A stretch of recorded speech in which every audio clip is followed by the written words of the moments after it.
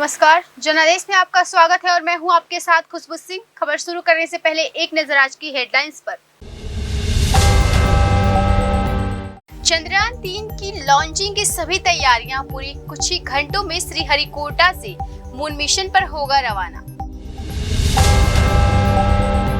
दिल्ली वासियों के लिए खुशखबरी, घटने लगा यमुना का जलस्तर।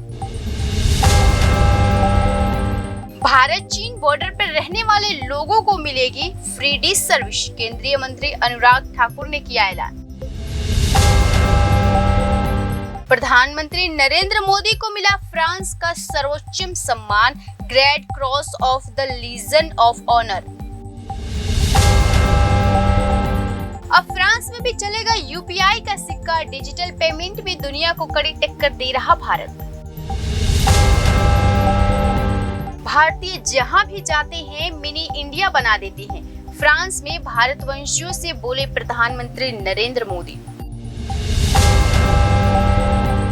G20 शिखर सम्मेलन 2023, वित्त मंत्री, गवर्नर, डिप्टी गवर्नर आज से गांधीनगर में आर्थिक मुद्दों पे करेंगे चर्चा। लखनऊ में सिलेंडर फटने से महिला की मौत, कैट एरिया में घर के विवाद में युवक ने लगा दी आग, 2 लोग घायल। ये थी अभी तक की बड़ी और अहम खबरें, अब समाचार विस्तार से। प्रधानमंत्री नरेंद्र मोदी की अमेरिका यात्रा के बाद से राष्ट्रपति जो बाइडेन भारत के साथ दोस्ती को लगातार बढ़ा रहे हैं। भारत ने अमेरिका का नजरिया ही बदल दिया है। अब अमेरिका हर मामले में भारत के साथ खड़ा नजर आ रहा है। ताजा मामले में अमेरिका सीनेट ने एक प्रस्ताव पारित कर अरुणाचल प्रदेश को भारत का अभिन्न अंग बताया है। प्रधानमंत्री नरेंद्र मोदी की अमेरिका यात्रा के बाद व्हाइट हाउस का नजरिया भारत के प्रति तेजी से बदल रहा है। इसके साथ ही अमेरिका से दोस्ती को गहरा करने वाला हर कदम उठा रहा है। इस कड़ी में अमेरिकी सांसद की एक समिति ने अरुणाचल प्रदेश को भारत का अभिन्न अंग बताने वाला प्रस्ताव पारित किया। अमेरिका के इस प्रस्ताव से चीन की बौखलाहट बढ़ गई है। अमेरिका ने एक तरह से भारत के उस दावे का समर्थन किया जिसमें वह अरुणाचल प्रदेश को अपना अभिन्न अंग बता रहा है, जबकि चीन इस पर अपना दावा करता है। मगर अब अमेरिका ने बाकायदे प्रस्ताव में अरुणाचल प्रदेश को भारत का अभिन्न अंग करार दिया है। इससे चीन छटपटाने लगा है। अमेरिकी संसद में यह प्रस्ताव सांसद जेफ मर्कले, बिल हैगर्टी, टिम काइने और क्रिस वॉन हॉले ने बृहस्पतिवार को पेश किया था। बयान में कहा गया है कि प्रस्ताव में इस बात की पुनः पुष्टि की गई कि अमेरिकी मैकमोहन लाइन की पीपुल्स रिपब्लिक ऑफ चाइना और भारत के राज्य अरुणाचल प्रदेश के बीच अंतर्राष्ट्रीय सीमा के तौर पर मान्यता देता है। इससे चीन का यह दावा कमजोर होता है कि अरुणाचल प्रदेश अधिकतर हिस्सा पीआरसी का है। इस प्रस्ताव को अब मतदान के लिए सीनेट में किया जाएगा। सांसद मर्कले ने कहा, स्वतंत्रता और नियम आधारित व्यवस्था का समर्थन करने वाला अमेरिकी मूल्य दुनिया भर में हमारे सभी कार्यों संबंधों को केंद्र में होना चाहिए, खास तौर पे तब जब पीआरसी सरकार का एक वैकल्पिक दृष्टिकोण अपना रही है। मर्कले ने चीन से जुड़े मामले पर अमेरिकी सांसद की एक समिति के सह अध्यक्ष हैं। उन्होंने कहा, समिति द्वारा उस प्रस्ताव को पारित करना इस बात को और पुष्ट करता है कि अमेरिका अरुणाचल प्रदेश को भारत का अभिन्न हिस्सा मानता है, न कि चीन का। इसके साथ ही यह क्षेत्र और समान विचारधारा और अंतर्राष्ट्रीय साझेदारी को मजबूत सहयोग प्रदान करने के लिए अमेरिका प्रतिबद्धता को दर्शाता है। सांसद कौने ने कहा, भारत और चीन के बीच साझा सीमा को लेकर तनाव बढ़ रहा है। ऐसे में अमेरिका को स्वतंत्र एवं खुले हिंद प्रशांत का समर्थन करके लोकतंत्र की रक्षा के लिए मजबूती से खड़े रहना होगा। उन्होंने कहा, यह प्रस्ताव इस बात की पुष्टि करता है कि अमेरिका अरुणाचल प्रदेश को भारत के अभिन्न हिस्से के तौर पर मान्यता देता है और मैं अपने साथियों से इसे बिना विलंब पारित करने का अनुरोध करता हूँ। अमेरिका के इस प्रस्ताव से चीन को तगड़ा तमाचा लगा है। वर्तमान में यमुना का जलस्तर 208.46 पर पहुंच गया है, जबकि कल शाम 208.66 पर था। बीते कल संभावना जताई गई थी कि शुक्रवार से दिल्ली वासियों को बाढ़ से राहत मिलेगी। दिल्ली में यमुना नदी का जलस्तर घटने लगा है। हालांकि अभी भी यमुना का जलस्तर खतरे के निशान के ऊपर बना हुआ है। वर्तमान में यमुना का जलस्तर 208.46 तक है, जबकि कल शाम तक 208.66 था। बीते कल संभावना बताई गई है कि शुक्रवार से दिल्ली वासियों को बाढ़ से राहत मिलेगी। हालांकि राहत बचाव के लिहाज से दिल्ली में एनडीआरएफ की 16 टीमों को तैनात कर दिया गया है। बाढ़ का सामान्य जनजीवन पर बुरा प्रभाव पड़ा है। दिल्ली के निचले स्थानों पर रहने वाले लोगों को विस्थापित करना पड़ा है। बता दें कि बाढ़ के कारण दिल्ली मेट्रो द्वारा यमुना बैंक मेट्रो स्टेशन की एंट्री और एग्जिट दोनों ही दरवाजे को बंद कर दिया जा चुका है। दिल्ली में बीते कल दोपहर तक जलस्तर स्थिर रहा था, लेकिन अचानक फिर शाम तक जलस्तर बढ़ने लगा। एनडीआरएफ की 16 टीम दिल्ली के अलग अलग स्थानों पर तैनात किया गया है। एनडीआरएफ के उप महानिरीक्षक मोहन सिंह साहिदी ने बताया कि पूर्वी और उत्तर पूर्वी दिल्ली में 3-3 टीमें, दक्षिण पूर्वी से 5-5, मध्य क्षेत्र में 4, जबकि शाहदरा इलाके में एनडीआरएफ की एक टीम को तैनाती किया गया है। गुरुवार की रात तक यमुना का पानी वाटर ट्रीटमेंट प्लांट के भीतर तक घुस गया था। इस कारण वहां मोटरों को बंद करना पड़ा। 3 जल शोधक या संयंत्रों के बाद होने के कारण पानी की आपूर्ति में 25% कटौती करने वाला फैसला किया गया। बता दें कि दिल्ली में अब भी यमुना का जलस्तर खतरे के निशान के 3 मीटर ऊपर है। गुरुवार की शाम दिल्ली के कई इलाकों में यमुना का पानी घुस गया। वहां आरटीओ स्थित कई दफ्तरों में बाढ़ का भी पानी घुसा। केंद्रीय सूचना एवं प्रसारण मंत्री अनुराग ठाकुर ने ऐलान किया कि भारत और चीन के बॉर्डर पर स्थित गांव में रहने वाले लोगों के लिए फ्री डिश सर्विस की व्यवस्था की जाएगी। केंद्रीय सूचना एवं प्रसारण मंत्री अनुराग ठाकुर ने गुरुवार को ऐलान किया कि केंद्र भारत चीन सीमा पर गांवों के निःशुल्क दूरदर्शन डीटीएच कनेक्शन उपलब्ध कराया जाएगा। उन्होंने कहा कि इन दूर दराज के गांवों के निवासियों के लिए बेहतर मोबाइल संपर्क जल्द ही सुनिश्चित किया जाएगा। केंद्रीय मंत्री ने कहा कि सरकार इन दूर दराज के क्षेत्रों में बेहद संपर्क सुनिश्चित करने के लिए प्रतिबद्ध है। मंत्री लेह से लगभग 211 किलोमीटर दूर लद्दाख के करजोक गांव में ग्रामीणों के साथ बातचीत के दौरान बात कही। सरकार ने सीमावर्ती क्षेत्रों के गांवों में 1.5 लाख फ्री डिश कनेक्शन वितरण करने का प्रस्ताव दिया है। ठाकुर ने कहा कि सरकार बॉर्डर पर स्थित गांवों के विकास के लिए प्रतिबद्ध है। उन्होंने स्थानीय ग्रामीणों को आश्वासन दिया है कि बेहतर डिजिटल संपर्क और सड़क संपर्क, पर्यटक बुनियादी ढांचे को बढ़ाने, खेल बुनियादी ढांचे और बेहतर जल जीवन मिशन की उनकी मांगों को प्राथमिकता के आधार पर पूरा किया जाएगा। सरकार के जीवंत ग्रामीण कार्यक्रम के तहत ठाकुर लेह लद्दाख के 3 दिवसीय दौरे पे हैं। इस दौरान वह करजोक गांव में रुके हैं। केंद्रीय मंत्री ने केंद्र और राज्य सरकार की परियोजना और खेल उपकरणों के वितरण की समीक्षा केंद्र शासित और जिला अधिकारियों के साथ बैठक भी की। उन्होंने भारत चीन सीमा पर समुद्र तल से लगभग 15,000 फीट की ऊंचाई पर स्थित करजोक पलटन चौकी पर भारत तिब्बत सीमा पुलिस जवानों से भी बातचीत की। सरकार की विभिन्न परियोजनाओं और योजनाओं की पहुंच तक आकलन करने और भारत चीन सीमा पर दूर दराज के गांव में निवासियों के सामने चुनौतियों के बारे में जानकारी हासिल करने के लिए अनुराग ठाकुर ने स्थानीय, ग्रामीण और प्रशासनिक अधिकारियों के साथ भी बातचीत की। अधिकारियों और स्थानिक प्रतिनिधियों की एक टीम के साथ केंद्रीय मंत्री ने खारनक और समद के स्थानीय ग्रामीणों के साथ भी बातचीत की। उनकी चिंताओं और आकांक्षाओं के बारे में जानकारी ली। ठाकुर ने ग्रामीणों को आश्वासन दिया कि सरकार सभी योजनाओं को प्रभावी ढंग से लागू करने के लिए आवश्यक मदद संसाधन उपलब्ध कराएगी। प्रधानमंत्री नरेंद्र मोदी को फ्रांस के सर्वोच्च सम्मान Grade Cross of the Legion of Honour से सम्मानित किया गया। 9 वर्षों में प्रधानमंत्री को मिला ये 14वां अंतर्राष्ट्रीय सम्मान है। हाल ही में उन्हें मिस्र के राष्ट्रपति अब्देल फत्ताह अल सीसी द्वारा मिस्र के सर्वोच्च सम्मान ऑर्डर ऑफ द नाइल से सम्मानित किया गया था। प्रधानमंत्री नरेंद्र मोदी को फ्रांस के सर्वोच्च सम्मान Grade Cross of the Legion of Honour से नवाजा गया। यह सम्मान उन्हें दौरे के पहले दिन ही दिया गया। यह फ्रांस का सैन्य और सिविल दोनों ही क्षेत्रों में सबसे बड़ा सम्मान है। पीएम मोदी ऐसे पहले भारतीय प्रधानमंत्री हैं जिन्हें यह सम्मान दिया गया है। इससे साझा किया जा सकता है कि भारत की प्रतिष्ठा किस तरह से उन्होंने विदेश में बढ़ाई है।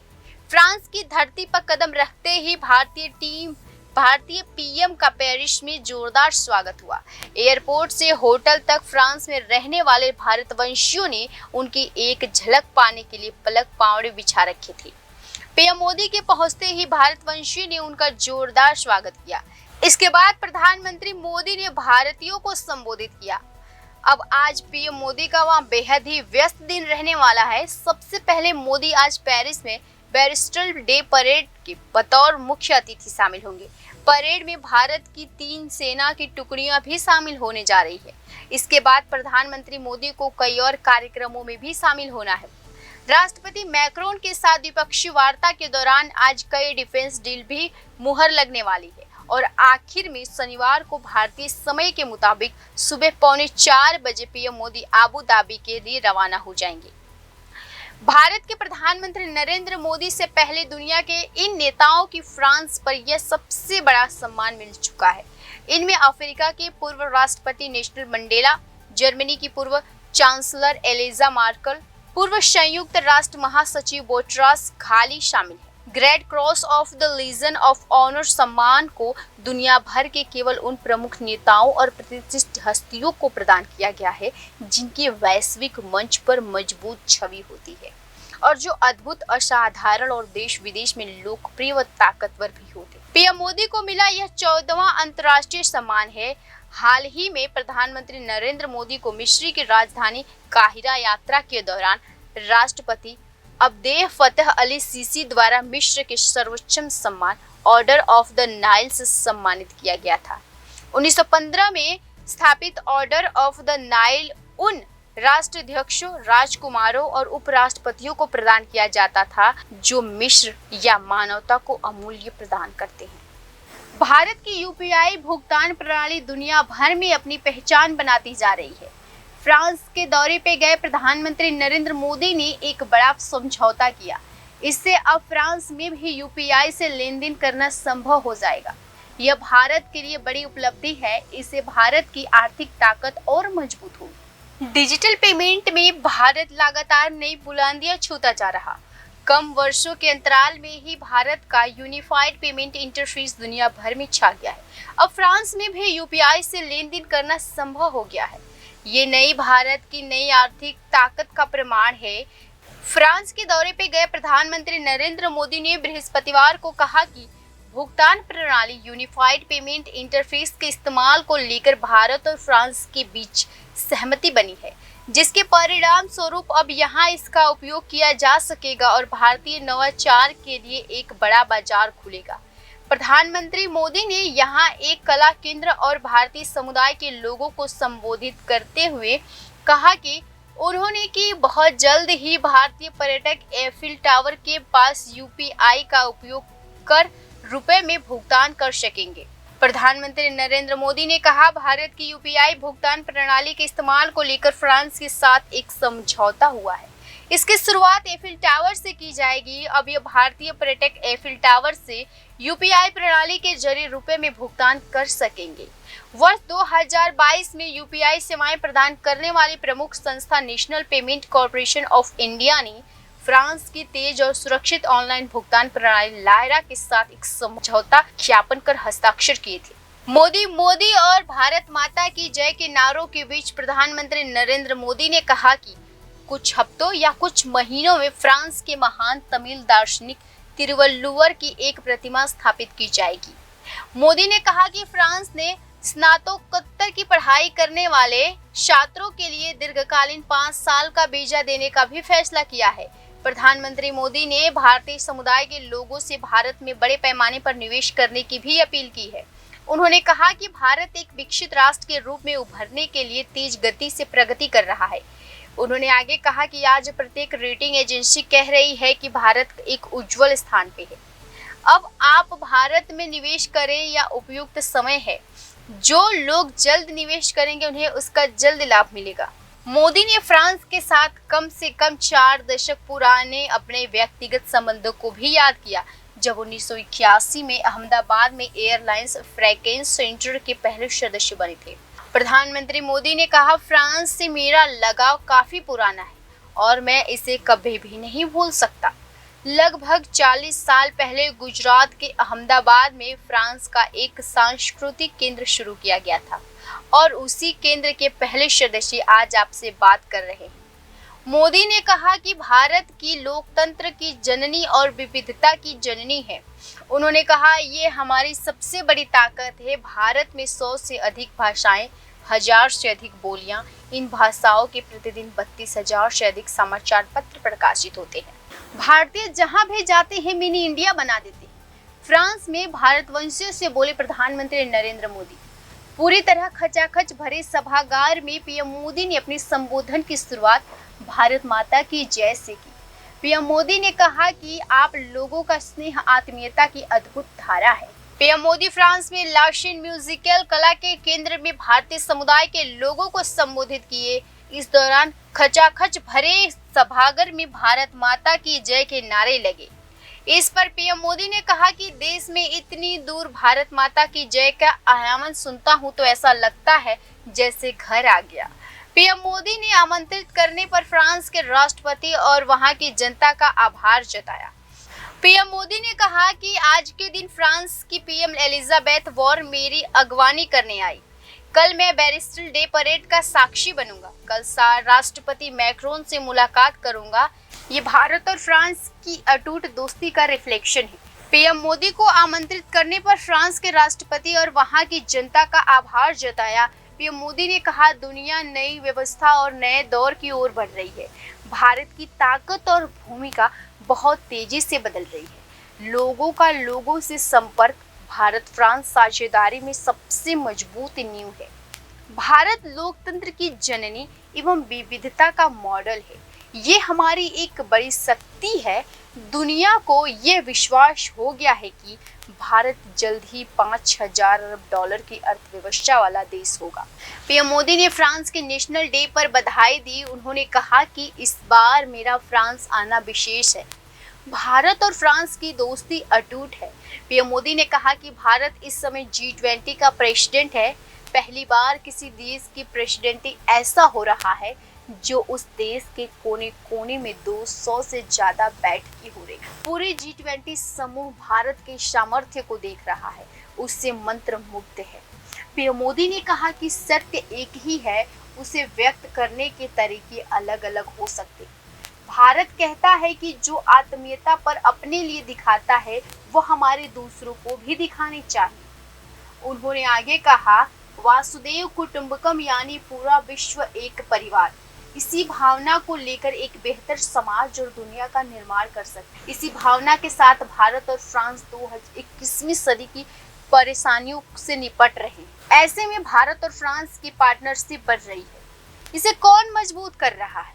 ये सब आप लोग मजबूत कर रहे हैं। हमारा पीपल टू पीपल कनेक्ट दोनों देशों के बीच आपसी विश्वास इस साझेदारी का मजबूत आधार है। पीएम मोदी ने कहा, भारत और फ्रांस के बारे में कहने को मेरे पास बहुत कुछ है। उन्होंने कहा कि 2015 में फ्रांस आया था, तब मैंने यहाँ हजारों शहीद हुए भारतीय सैनिकों को श्रद्धांजलि दी थी। 100 साल पहले ये भारतीय सैनिक अपना कर्तव्य निभाते हुए फ्रांस की धरती पे शहीद हुए। तब जिन रेजिमेंट में उन जवानों ने यहाँ युद्ध में हिस्सा लिया था, उन्हीं में से एक पंजाब रेजिमेंट कल का यहाँ नेशनल परेड में हिस्सा लेने जा रही है। पूरे हिंदुस्तानियों को इस बात का गर्व होगा, उस समय निभाए एवं समर्पण को इस धरती पर आज इतने गौरव और सम्मान से याद किया जा रहा। Thank you France. PM Modi ने कहा कि आज आप जो कर रहे हैं उस कर्तव्य भाव को इतिहास में स्वर्ण अक्षरों से लिखा जाएगा। साथियों, फ्रांस का गौरवगान करते हुए महात्मा गांधी ने कहा था कि लिबर्टी, इक्वालिटी एंड फ्रेटर्निटी, दुनिया को इन 3 शब्दों का अर्थ समझाने वाला देश फ्रांस है। पीएम मोदी ने कहा कि भारत मदर ऑफ डेमोक्रेसी और model of diversity. PM Modi ने कहा कि हर कुछ दूरी पर भारत में पानी का स्वाद बदल जाता है और बोलियां बदल जाती है। 100 से ज्यादा बोलियां हैं। इन बोलियों में हर रोज हजारों न्यूज़पेपर छाप सकते हैं। इनमें से 900 से ज्यादा चैनलों पर विभिन्न भाषाओं में न्यूज ब्रॉडकास्ट होती है। 100 भाषाओं के करीब 400 रेडियो चैनल ब्रॉडकास्ट होते हैं। हमारे लिए यह गर्व की बात है कि भारत इस महान परंपरा को आज भी जीवंत बनाए हुए है। भारत के स्कूलों में भारत के अलग अलग कोनों में करीब 100 भाषाएं पढ़ाई जाती है। बहुत से लोगों को यह नहीं पता है कि दुनिया की सबसे पुरानी भाषा तमिल है। पीएम मोदी ने कहा कि भारत की धरती भी एक बड़े परिणाम का गवाह बन रही है। इसकी कमान भारत के युवाओं और बहन बेटियों के पास है। आज पूरा विश्व भारत के प्रति नई उम्मीद और नई आशा से भरा हुआ है। यह उम्मीद ठोस नतीजों में बदल रही है। इसकी एक अहम ताकत भारत का ह्यूमन रिसोर्स है। यह संकल्पों से भरा हुआ है। यह भारत के लोकतांत्रिक मूल्यों के साथ मजबूती से कदम बढ़ा रहा है। भारत अब समस्याओं का स्थायी समाधान कर रहा है। पीएम मोदी ने कहा कि मेरा कण कण और पल पल देशवासियों के लिए है। उन्होंने कहा कि अपने संबोधन में डिजिटल इंडिया, भारत में बढ़ती टेक्नोलॉजी के महत्व को कई उदाहरणों के साथ बताया। इस दौरान यहाँ उपस्थित भारतीय समुदाय के लोगों गजब उत्साह था। G20 की बैठक आज से गुजरात में शुरू हो रही है। G20 की इस बैठक में वित्त मंत्री निर्मला सीतारमण, राज्यों के वित्त मंत्रियों और रिजर्व बैंक के गवर्नर शक्तिकांत दास से मुलाकात करेंगे। G20 की बैठक आज से गुजरात में शुरू हो रही। G20 की इस बैठक में वित्त मंत्री निर्मला सीतारमण, राज्य के वित्त मंत्री और रिजर्व बैंक के गवर्नर शक्तिकांत दास से मुलाकात करेंगी। इस बैठक में 66 प्रतिनिधि हिस्सा लेंगे। बैठक में इस कई अहम मुद्दों पर चर्चा होगी। वैश्विक अर्थव्यवस्था और अंतर्राष्ट्रीय वित्तीय वास्तुकला इस पर चर्चा का महत्वपूर्ण हिस्सा होगा। इस बैठक में कई देशों के वित्त मंत्री, गवर्नर, डिप्टी गवर्नर हिस्सा लेंगे। वहीं इस बैठक में देश विदेश से वित्तीय रणनीति बनाने वाले 300 मेहमान हिस्सा लेंगे। वित्त मंत्री इस सप्ताह 17-18 जुलाई को गुजरात के गांधीनगर में आरबीआई गवर्नर शक्तिकांत दास से मुलाकात करेंगे। इसमें कई नामी देश भी शामिल होंगे। बैठक के दौरान शेयर, परिसंपत्तियों, वित्तीय वास्तुकला और वैश्विक कराधान के मुद्दों पर चर्चा होगा। आज से शुरू हो रही बैठक का फोकस 16 जुलाई तक चलेगी। बहुपक्षीय विकास बैंकों को मजबूत करना, तीसरे पक्ष के जोखिम प्रबंधन और फिनटेक को मजबूत करना। G20 की इस बैठक में दुनिया के कई बड़े देश हिस्सा ले रहे हैं। अमेरिका, फ्रांस, इटली, चीन, ब्रिटेन, जर्मनी, जापान, सऊदी अरब, बांग्लादेश, स्पेन, अर्जेंटीना, ऑस्ट्रेलिया, दक्षिण कोरिया शामिल है। बैठक में इन देशों के वित्त मंत्री, केंद्रीय बैंकों के गवर्नर अपने देशों का वित्तीय एजेंडा पेश करेंगे।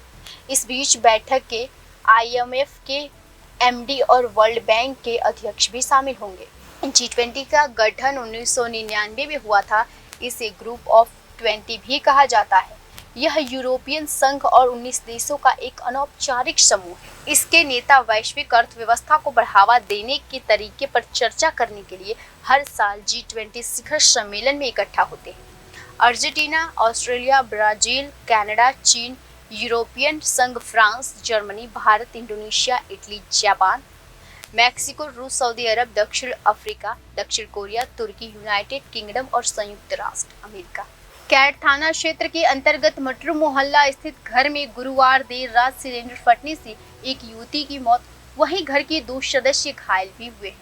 पुलिस का कहना है कि घटना उस वक्त हुई जब सलमान नाम के युवक ने अपनी मां से वाद विवाद के बाद चाकू से हमला किया।